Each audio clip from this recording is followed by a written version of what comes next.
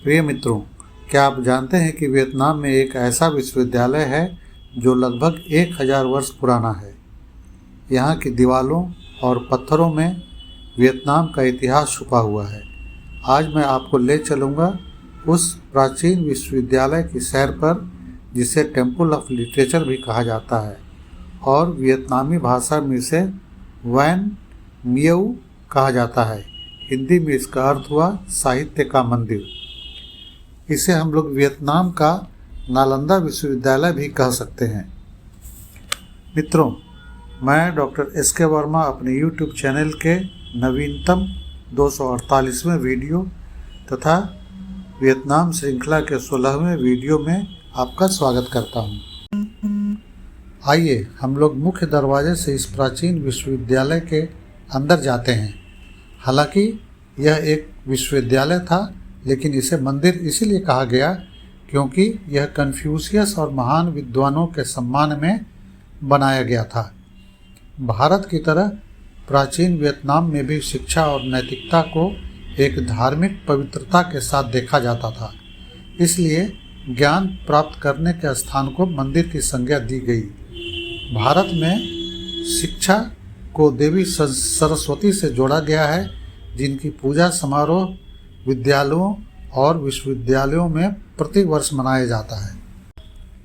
इस विश्वविद्यालय अथवा साहित्य के मंदिर की स्थापना राजा ली थानथोंग ने 1070 ईस्वी में की थी। यहाँ मुख्य रूप से कन्फ्यूशियसवाद की शिक्षा दी जाती थी।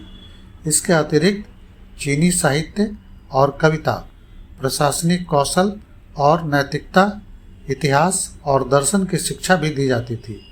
यहाँ की पढ़ाई की समाप्ति के बाद विद्यार्थी गणों को वियतनाम के प्रशासनिक पदों पर नियुक्ति की जाती थी। आज यह विश्वविद्यालय एक सक्रिय शिक्षण संस्थान नहीं है, बल्कि एक सांस्कृतिक और ऐतिहासिक स्मारक है। यहाँ हर वर्ष स्नातक अथवा ग्रेजुएशन करने वाले छात्र अपनी सफलता का उत्सव मनाने और तस्वीरें खिंचवाने आते हैं। परीक्षाओं के समय छात्र यहाँ अपनी सफलता की प्रार्थना करने आते हैं।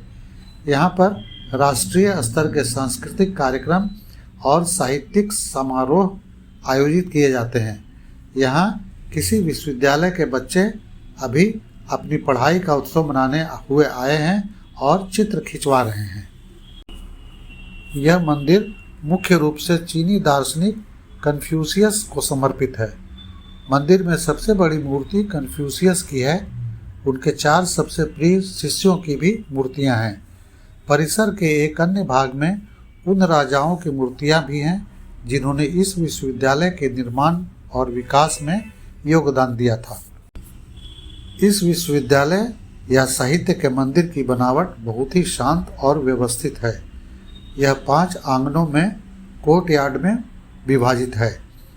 समय की कमी के कारण हम लोग मुख्य प्रांगण में ही जा पाए। इसका मुख्य प्रवेश द्वार इतना प्रसिद्ध है कि इसका चित्र 1 लाख के वियतनामी डोंग अथवा वियतनामी मुद्रा के नोट पर छपी है। इस गलियारे में आप इन कछुओं की पीठ पर रखे हुए शिलालेख देख रहे हैं, जिन्हें डॉक्टर्स स्टेल कहा जाता है। इनका उद्देश्य उन मेधावी छात्रों को सम्मानित करना था जिन्होंने शाही परीक्षाओं को पास किया था। इन पर परीक्षा का वर्ष, परीक्षा का विवरण, सफल होने वाले विद्वानों का नाम और जन्म स्थान उकेरे गए हैं। आपके मन में यह प्रश्न उठेगा कि कछुए के पीठ पर ही क्यों शिलालेख रखा गया था। वियतनामी संस्कृति में कछुआ दीर्घायु और ज्ञान का प्रतीक माना जाता है। कछुए की पीठ पर शिलालेख रखने का मतलब यह था कि उन विद्वानों का सम्मान और ज्ञान युगों युगों तक जीवित रहे। इस परिसर में कुल 82 ऐसे शिलालेख आज भी वर्तमान हैं जिन्हें यूनेस्को ने विश्व स्मृति मेमोरी ऑफ द वर्ल्ड के रूप में मान्यता दी है।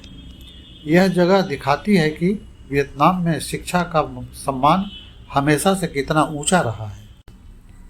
अभी आप इस विश्वविद्यालय परिसर में स्थित एक बड़े घंटे को देख रहे हैं।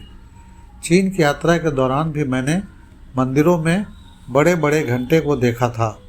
चीन तथा दक्षिण पूर्व एशिया के मंदिरों में घंटे न केवल धार्मिक प्रतीक हैं बल्कि एशिया की साझा सांस्कृतिक और आध्यात्मिक विरासत का हिस्सा है।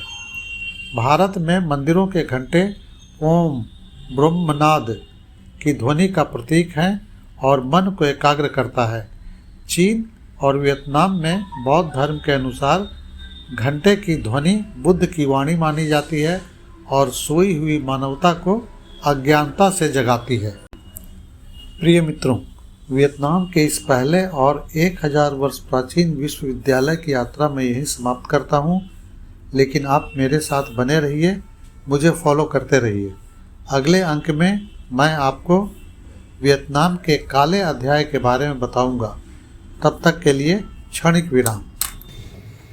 मेरे वीडियो को पूरा देखने, सब्सक्राइब, लाइक, शेयर तथा अच्छे कमेंट्स करने के लिए आपका बहुत बहुत धन्यवाद।